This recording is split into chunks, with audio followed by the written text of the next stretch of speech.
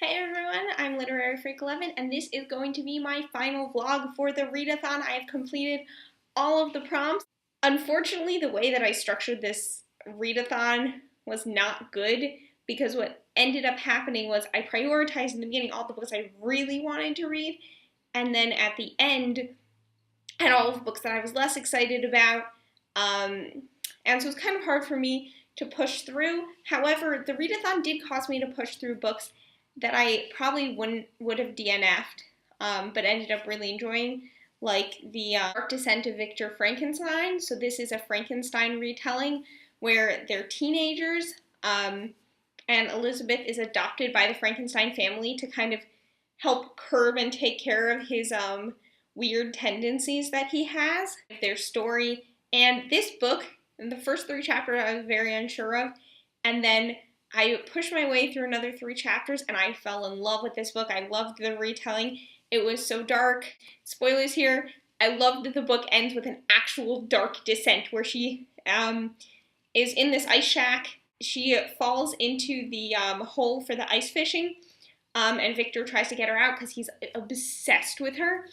And she pulls him in and she basically hangs on to him, and they descend in darkness together, and I love that ending. There are some happy endings, and that's the other thing that's really interesting, and you kind of, if you know the characters from the story, you kind of have some idea of what happens to them. I did actually read another Frankenstein retelling this month that I didn't like as much, but this one was so good. I gave it 4 stars. I also finished Star Climber, which I did not realize was the 3rd book in a trilogy, and I'm not going to go back and read the other 2. That book felt like the 3rd in a series. Like, usually if you pick up another book in a series that's not the first one, it becomes very clear because it alludes to past books, or there's some information that seems to be missed. Each book kind of has its own adventure, so it references past adventures, but doesn't make you feel like you've really missed out on anything big. So I enjoyed it, actually, as a standalone, reading it the way that I did, and it's basically about this guy who's an adventurer, Matt Cruz, and he ends up going on this first space expedition, and it's kind of set in this steampunk world. The way that they do it is quite different. They send a counterweight into space, and they basically go on this massive tether, and I thought that was really interesting, and all the stuff that they find there, and his girlfriend is a zoologist, and she ends up going, and so there's some drama around that. But oh my goodness, I hated that character so much. And there is kind of some historical representation because women are trying to get the right to vote. She is a radical extremist, and I don't understand why any man would want to deal with that. Like, she is absolutely crazy. She smashes store windows. She's incredibly outspoken in her beliefs. By any means necessary, we will get the vote, and that's, not a particularly good ideology. And she kind of scares me, and she's cute, and I don't see why he likes her. I could not handle putting up with her.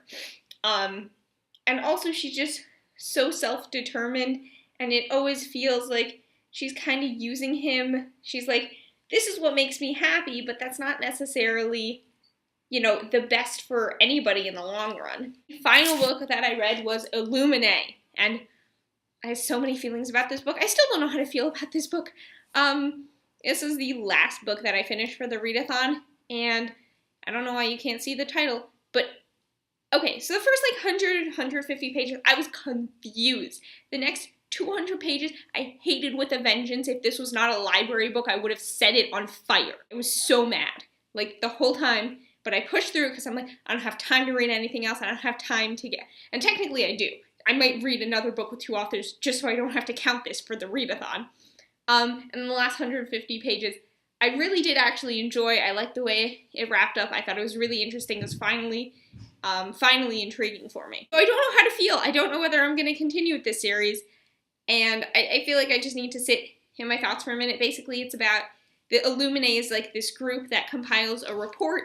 And basically it's about this planet that gets attacked because they're mining this illegal resource, but of course the attack is illegal as well, So what ends up happening is the two main characters are a boy and girl, and they're talking, and one of the things that annoy me is you don't know why they're relevant to the story for so long, and I just would have liked to know sooner why I cared about these like two kids who basically broke up the day before this attack on their planet, and everything's just weird. The main character is clearly the girl, and she's kind of messaging this guy. They're on two different ships. There were three ships. One ship gets blown up. There's a lot of fishy stuff going on. She starts investigating. She kind of gets him to help. And there's also a plague happening. And that was why the third ship was blown up. There's a bunch of plague carriers contained on one of the ships. And so that's like a whole subplot. And honestly, this book it's like told in an interesting format.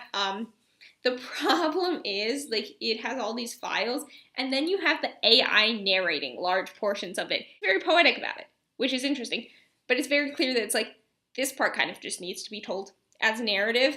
But like, how do we tell it as a straight up narrative? Oh, we get the AI to be like ridiculously smart. Yeah, I just don't know how I feel about this. I know this book is absolutely being raved about. It's also brutal. Just gory and disgusting, and like, it's very cringy as well. And I didn't really care about the romance at all. Like, they kind of fall in love again. Who cares? Like, I don't know. I'm finding romance in YA books to be absolute snooze fests after arch enemies. I really hated that romance as well. I'm finally done with this readathon, and I'm really excited to see what the next readathon's going to be like, and how it's going to differ.